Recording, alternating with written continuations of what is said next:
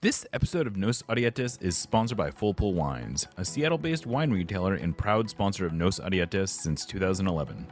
Full Pull was founded in 2009, is based in Seattle, and is owned and operated by longtime Sounders supporters. They offer the best boutique wines of the world to members of their mailing list, with special focus on their home, the Pacific Northwest.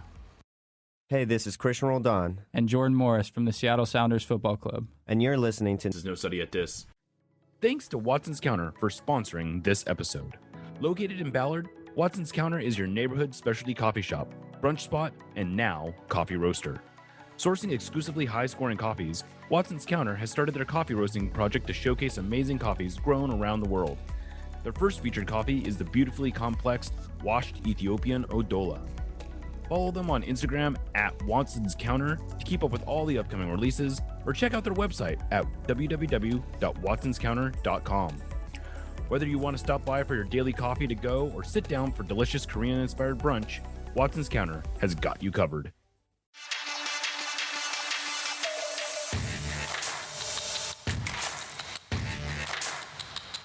Welcome back to another episode of Nos Arietes. I am Jeremiah Shan. Joining me today, very fun experience we're doing here. We're at Longacres. I'm here with Hugh Weber, the president of the Sounders. How you doing, Hugh? I'm doing great. Great to be here with you. Yeah, so we are at this new facility. You guys are still moving in. I guess this is your temporary floor. You're not. My understanding is you guys are going to actually be moving a floor down eventually. Right. But it already looks like a real office. A real office, right. And for us, it's a big step because if you think about it, up until or just before the pandemic, this is a group of individuals that have been working remotely the entire time. So it was a huge priority for us to have a home to come in. And we're currently on the third floor of this building, which we will eventually occupy the first and second floor. So it's been great to gather. It's been great for people to work together. But you're right, it looks like a real office. Yeah, there's trophies. There's all kinds of display cases. There's all kinds of good stuff here. It does feel fun, and you can look out and you have this great view of the what will be the practice fields. They're not there yet, but you can finally see it really coming into. I mean, I guess we're running out of time here before it needs to be playable, but you can see where it's going and you can really see the vision. So first team will move in just after the first of the year. Business offices will be fully functional on our permanent floor probably a few weeks later. First time in Sounders history that both aspects of our club will be together. So culturally, it's a real defining moment for us. We've always taken a one-team approach, but it's been hard to do when you're in 3 or 4 different locations. And so a lot of excitement. Again, we will continue to have this ethos of being open to our fans. And so we encourage, again, our fans to come down to every training, and obviously we're doing a lot of tours and things here. We want this to be everyone's home. Yeah, and just to give people a little bit more background in case they didn't know, although the first team has always been at Starfire basically since the MLS launch, the business offices at first were at VMAC with they're mixing with the Seahawks, and then you moved into Pioneer Square where all the business offices were, and there was maybe some Adrian kind of went back and forth, but I don't think even Garth had an office at. No, he did not. And so then since the pandemic started, you guys were 100% remote. Yeah, virtually everyone's home address was our Sounders address. So it's funny. It's been incredible, and I would say even in a short amount of 3 or 4 months, people gravitating to the office as a place to congregate and work through things has been really refreshing versus the Zoom boxes we've been working with. Yeah. So how do you imagine this changing the team? I mean, this is really a gathering place for fans, for the club that has never really existed. So I think that it goes beyond even that, and that we want this not only to be a reflection of our brand and how we show up in the community and how we engage people in this physical space, but reflection of the gravity of what this brand stands for, not just in Seattle, but North America globally, so that when this hopefully becomes potentially a training site for one of the World Cup teams that are hosted here, they'll walk in and say, this is among the best that we've seen in the world. So the standards that by which we're designing and building this is not just for, hey, shucks, it'd be awesome to have us all under one roof. Right. The aspirations are much bigger, and I think as fans walk through this space, they'll feel that.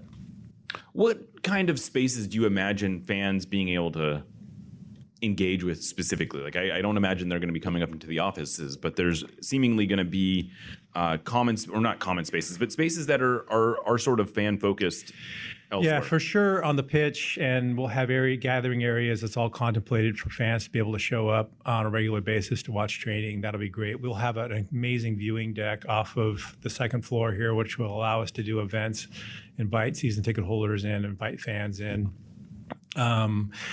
We imagine that our philanthropic work with Ray Foundation, a lot of it can be hosted here with, galas and touring of the locker rooms and things. But I think that, again, we don't want this to be like some guarded fortress. We want it to be something that we open up to the community and our fans. So I think there'll be lots of chances for people to engage and be a part of what we've built here. And I realize this is maybe a little outside of your scope, but do you imagine, like, I know there had been some talk of Defiance or whatever the second team is to be playing. Like, is the idea that they're going to still be at Starfire, or is there some allowance for potentially having actual matches on these grounds? Yeah, the Next Pro, there are some stipulations that we have to have in terms of accommodating number of fans and things like that. But we're definitely thinking about how, if they're training here, how we might be able to host some matches here, for sure.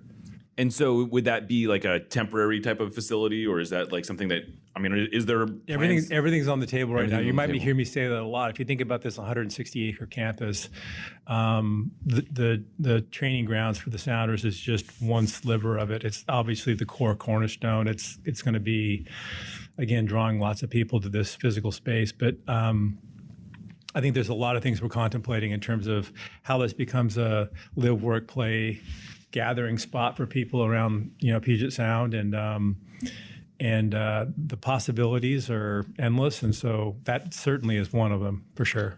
And so I know a lot of focus, understandably, has been on the training facility and sort of the headquarters, but there, like you mentioned, this is a huge property. Right.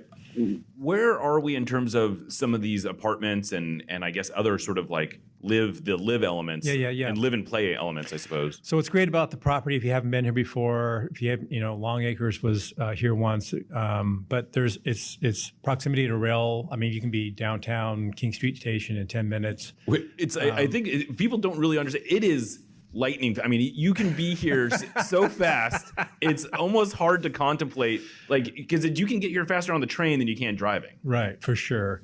So that opens up a lot of possibilities in terms of like just having this be a centralized location that connects, the greater southern part of Lake Washington and Puget Sound. But I would say, the live aspects of it in terms of how we develop spaces for people to come and live, the retail, mixed use. There'll be there's about 1 million square feet of office space now, but also entertainment venues like maybe an outdoor music venue or what have you are all part of this contemplated plan. So again, the pieces are still coming together, but I would say that we're in high speed formulation to get a plan in place. So I feel like I would be remiss if I didn't at least ask, even if I have a suspicion of where this is going. But when we first met you, the first press conference, it was asked if there is potentially designs for having a actual stadium here, like the Sounders' home. I know Adrian has often talked about wanting to have sort of a palace devoted to the Sounders. Right. Is that something potentially in the cards? So yeah, for sure. We have had Lumen Field's been a great home, a Seahawks great partner, but having a soccer centric stadium is the dream of any premier MLS club.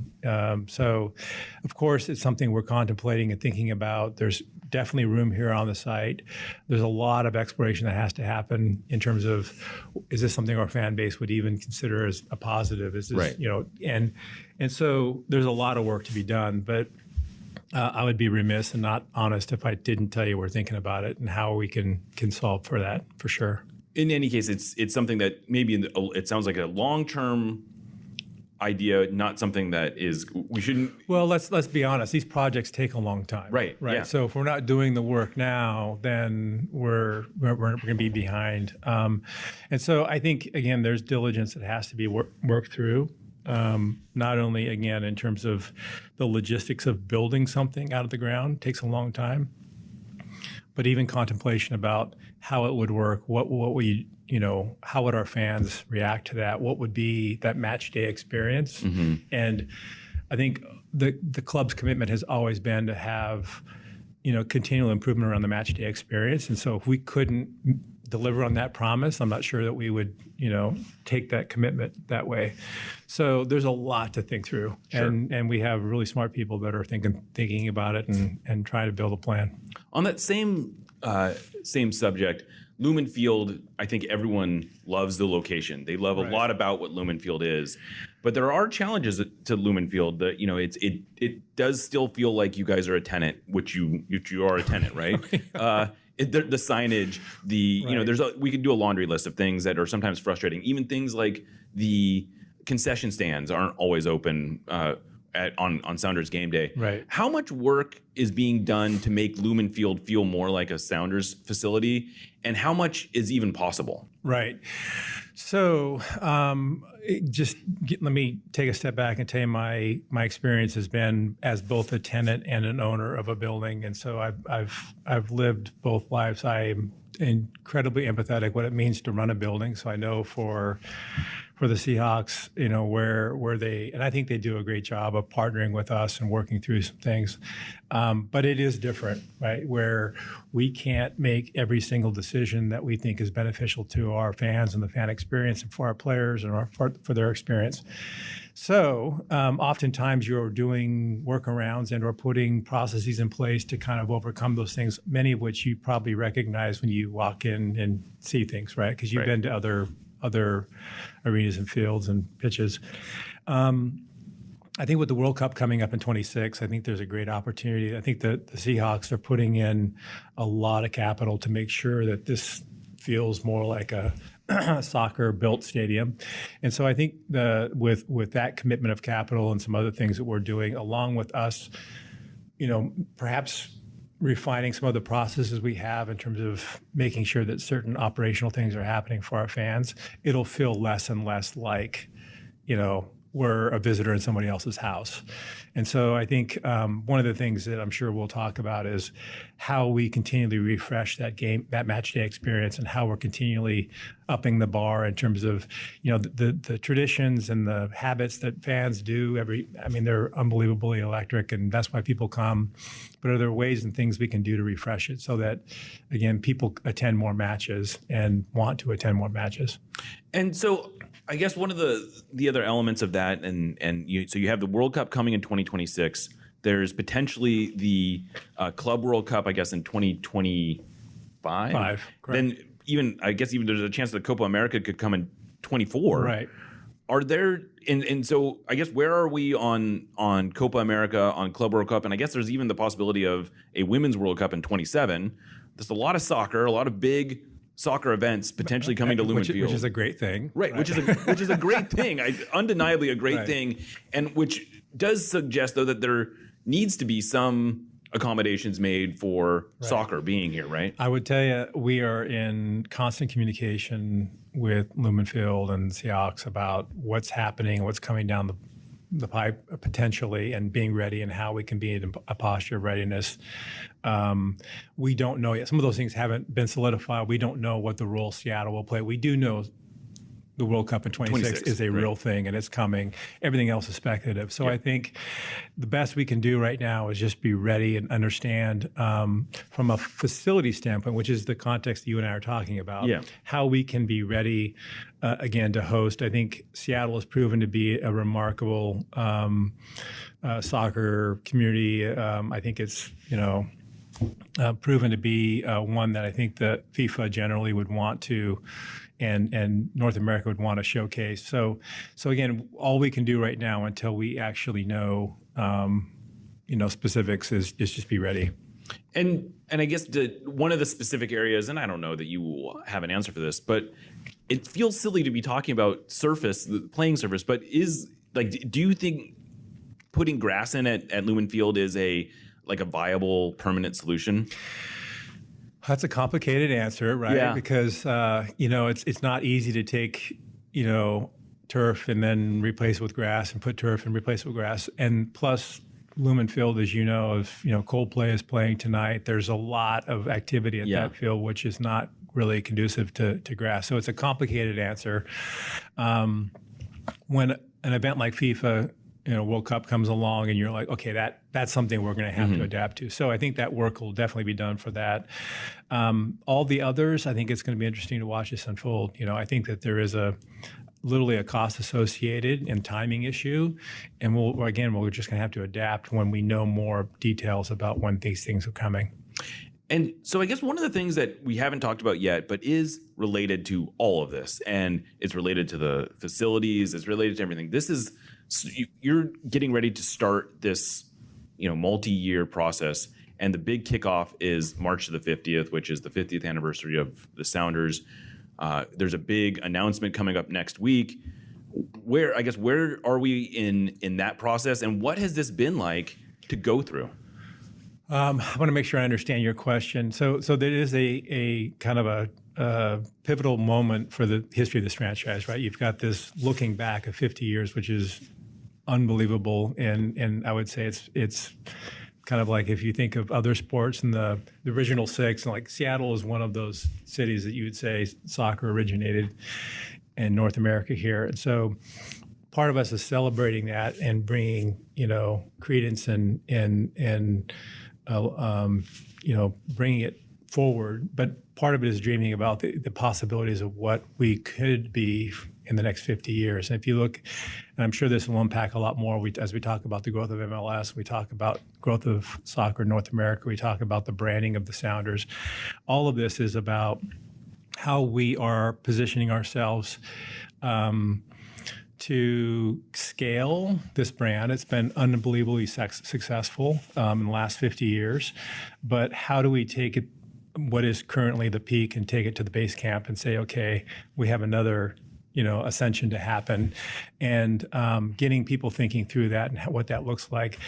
This March to the 50th is just, again, that moment in time where we're saying all of this amazing work and all the success this franchise has is now becoming the base of where we want to go.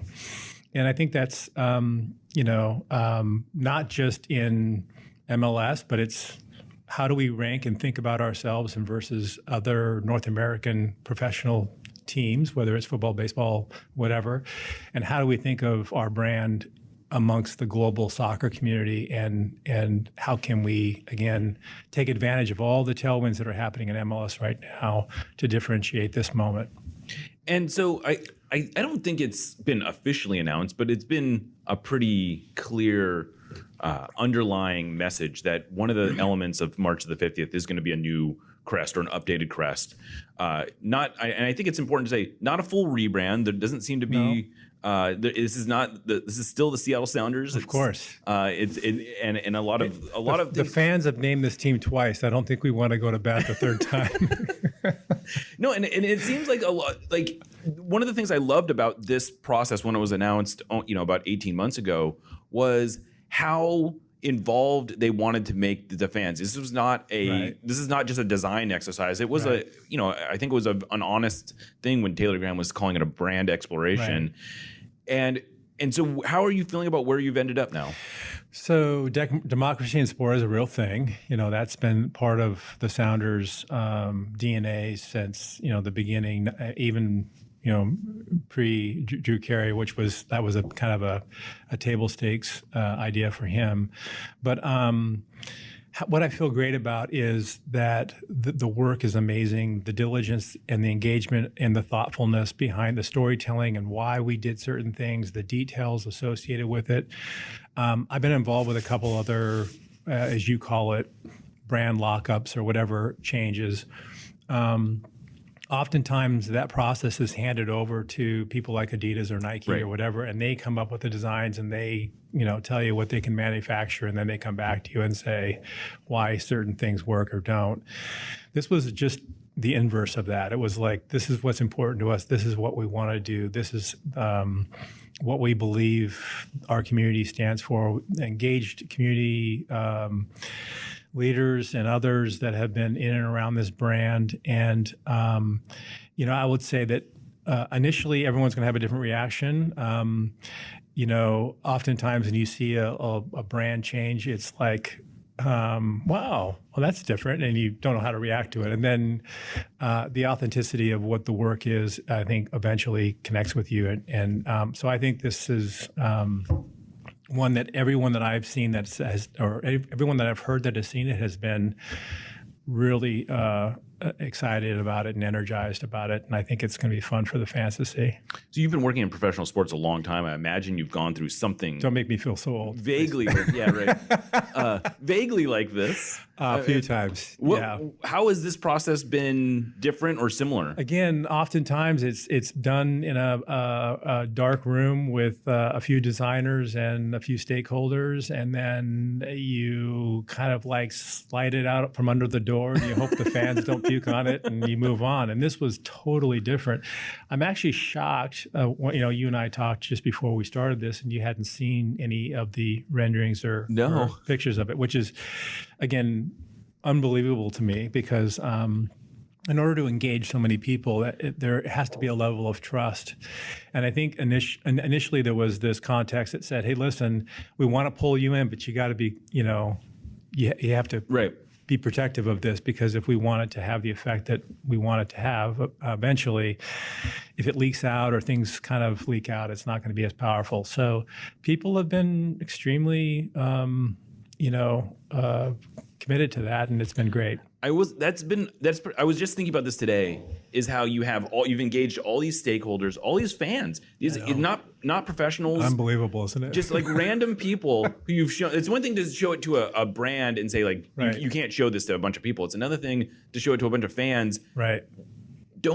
Don't overly describe this to anybody. It's a tough thing to, Well, let's not forget too that we will hopefully compete deep into the playoffs this year with our current crest, and we will, hopefully put a cap end on again a great walk-up that's been really. I mean, I walk around Seattle and see people wearing it everywhere. It's obviously something that people feel proud to wear. But reason we had to announce it now is that as you start putting out merchandise orders, and you have big retailers starting to buy stuff, then it leaks out and you're done. So again, we'll likely be able to celebrate and share with our fans soon, and then they'll see how it comes to life more in January and February. And I guess I'm just kind of curious: is there a chance that, like, are people going to be able to buy stuff with the new mark immediately? Well, limited supplies for sure. We've got some internally produced some items that we will, be able to work with our season ticket holders and members and other people. But yeah, I think the real flood of things will come when mass production happens, and just after. Which I guess is part of why it hasn't leaked out yet. Correct. Yeah. Yeah. So, one of the things that you sort of alluded to with this is it's a popular brand. You genuinely are dealing from a position of strength. We don't see a lot of rebrands in North American soccer. Rebrand is the wrong word. Refresh. We don't see a lot of brand updates when things are going well, when it's already popular, when it's, when people are you already have a lot of brand relevance. And I think that is, to the degree that I've seen negative feelings about this, it's just the unknown of, I like what we have. I don't want to, I'm scared that it's going to get worse. And that makes this a different process. It also makes it, I think, kind of exciting. Right. We've never had a U.S. soccer club launch with this much built-in popularity, or put out a brand with this much already built-in popularity. I don't know, how does that change things when you are sort of, you don't want to mess things up as much as you want to move forward? Right. But, part of the value and ethics ethos of who we are as Sounders we are progressive. We're not standing still. We're not, living on the laurels of the past. We are zigging when others zag. We're like, there's so much to why this is important for us as we continually, again, think about this moment in time as not like the pinnacle, but the base camp. Like, how can we double our fan base? How can we get people out there? And is there something, and I'm not saying brands do that, but the energy and refreshment around, again, potentially just a different look or a connection to a different generation or whatever. And I think you're going to see there's an initial kind of like primary, what they call the primary, and there's a bunch of secondaries that speak to different audiences. So I think all of those things speak to the fact that we're a team, a club in motion. Like, we're not going to sit back and just say, "Isn't that cool?" And again, even some of the brands we think of that haven't changed, Yankees, Cowboys, they have changed. There are iterations and things that are different, and I think this is probably in line with that kind of thinking. And so this is all coming at a time when MLS is enjoying, I think, its most relevant period, right? We have, like, to the degree to which there was people worried about the Apple TV deal, I think there's a lot more agreement that it looks almost like a genius move to move to Apple and to capitalize on, especially now that Messi has come to the league. Right. How well positioned do you think the Sounders are to take advantage of this generally increased popularity and at the same time keeping up with, kind of new injections of money into the league that the Sounders haven't really had to compete with before? Yeah, it's a really interesting point. If you look at some of the most successful commercial MLS teams, they're all the most recently added, right? So there's fresh perspectives. You look around the Board of Governors room, and so these are billionaires who owning multiple teams in different leagues, and now they're bringing different ideas to MLS. So yes, it is a different moment in time, and I think I said this a few months ago when we sat down, was that part of my gravitation toward this opportunity was the fact that this felt a lot like the NBA 25 years ago. Like, it was this moment in time where I felt like there was just a step function change coming for soccer and MLS. That being said, I think that the Sounders have always been, leaders among, among our peers. But I think the peer group is changing, right? I think we have to think about how MLS clubs fit in with not just, is it one of the top 7 leagues in the world, but can we be among, because even if you look at, we've talked about the English Premier League, like there's 5 or 6 teams that are separate from the other 10, 12, right? And so we have to start being more sophisticated about how we're thinking about growing. And let's be honest, I mean, Messi is a transformational injection ingredient into MLS, but he wouldn't have come here if the soccer wasn't good enough, to at least, and more importantly, maybe to be part of something at the ground floor that is, again, growing the sport, faster in North America than anybody could. I think the Apple deal, to your point, the challenge that we have as a club is that we now have to think about our brand and how we show up, not just with the zip codes around, the Seattle Puget Sound area. We have to think about how we're showing up globally because our matches are now, watched all over the world. And so how we build our fan base, this is what, again, back to people who identify with who we are and what we stand for aren't just in Seattle, they could be anywhere. And so all of those things happening in MLS has gotten our internal group, our management team, thinking about how we are engaging in a way that, again, is big brand and yet super connected and intimate with the people who live here. Well, and I think that's sort of been one of the interesting challenges I think that the Sounders have seemingly embraced over the years is that is the acknowledgement that part of what makes them globally interesting is being locally relevant. And the level of engagement that you get from Seattle folks into the team, and that's what sort of makes it interesting to everyone else. And I'm curious, how do you go about balancing the knowing you need to sort of grow this, but being relevant here is still probably the core element. It is 100% the core, right? But at the same time, it's funny. I think we, and again, I'm native. If I'm in New York and I see someone with a Sounders hat, and I'm like, I got to go up and talk to them. I'm like, what's the story? Right. And they're not always from Seattle, right? And so there's a sense of pride we feel when there is this reflective admiration from people who aren't from here. And I think that's all I'm saying is that we have to give people a reason to pick this team. And Sure. Obviously success on the pitch is a big part of it. But also I think we stand for something, maybe to your point, like, wow, that's a team that's been successful in a community, and that means something to me. But oftentimes, as you know, people pick teams for different reasons, so we have to tell those stories, right? Right.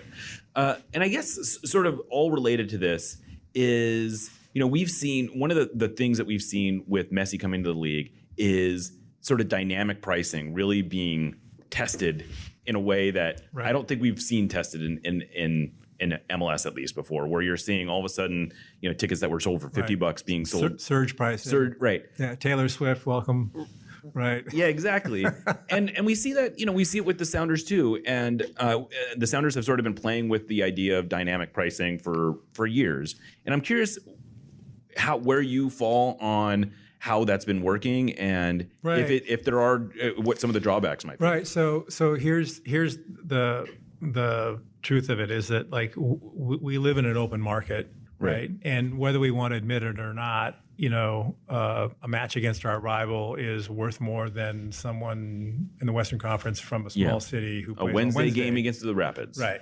So it's supply and demand. And so we've instead of saying all games are equal, we've said, listen, like some games have more value than others, and we just want to let you know, like this is the relative value.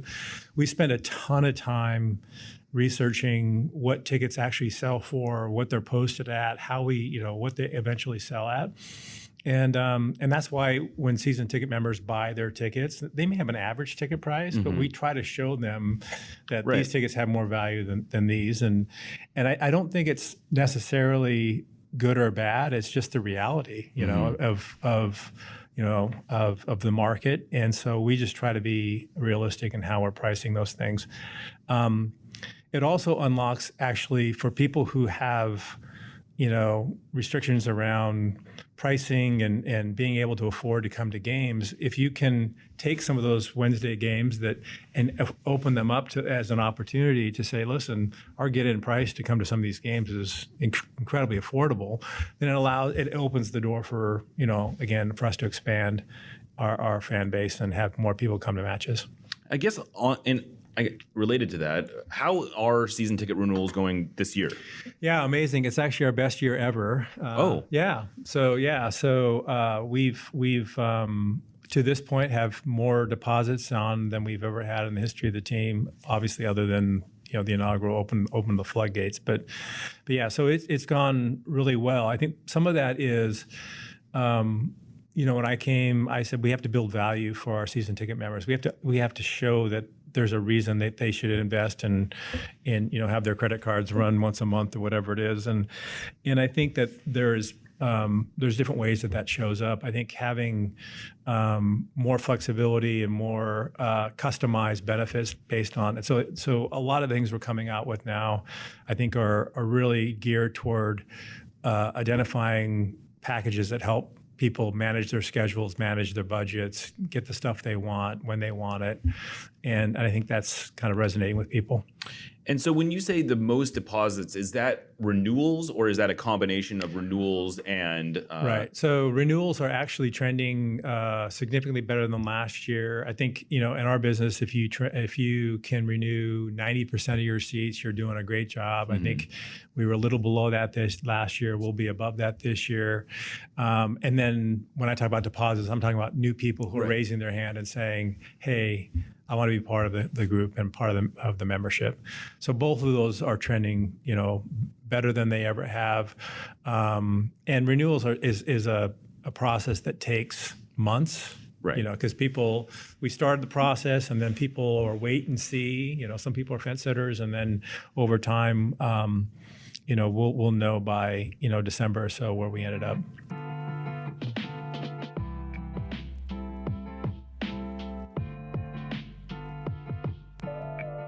Thanks for listening to the first part of this interview. As you've hopefully heard by now, we are now part of the primarily reader-supported PNW Soccer Media family that also includes Sounder at Heart and Ride of the Valkyries. To support that effort, there's an extended cut of this interview that's also available, but only to our paid subscribers. If you'd like to become one of them, plans start at the low price of $19 a year, which gets you access to all of the content of not only this podcast, but also everything we write on Sounder at Heart. That's the price of like 2 cups of coffee in Seattle. I dare you to find a better value. But we get it. Some of you are on a budget and simply can't afford to pay for this wonderful content. Don't worry, we still have you covered and we'll continue pumping out free articles and podcasts just like we did before.